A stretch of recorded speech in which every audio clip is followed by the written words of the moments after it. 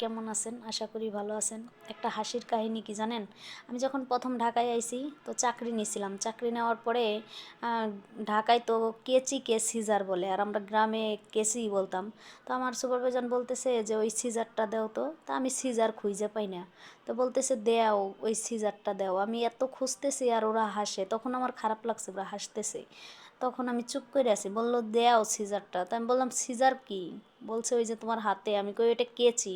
কই, "এটাকে সিজার বলে।" আমি কই, "এটাকে কেচি বলে?" কয়, "না, সিজার বলে।" তো আর একদিন বলতেছে যে, "একটা আউটপুট থেকে বডি নিয়ে এসো।" একটা শার্টকে বডি বলে। আমরা তো শার্টই চিনি। তো আমি তাড়াতাড়ি করে ছাদে গেছি, যেয়ে বুয়াকে বলছি যে বঠিটা চাইছে আমার সুপারভাইজার। তখন বলছে, "কি করবে বঠি দিয়ে?" আমি কই, "আমি জানি না।"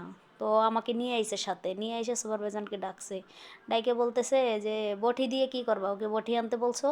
কয় কি, "না, আমি ওকে বঠি আনতে বলিনি, ওকে আউটপুট থেকে বডি আনতে বলছি।" তা আমি তো বডিটাই চিনি না। কয়, "একটা শার্টকে একটা বডি বলে।" তখন বুঝলাম যে এটাই শহর।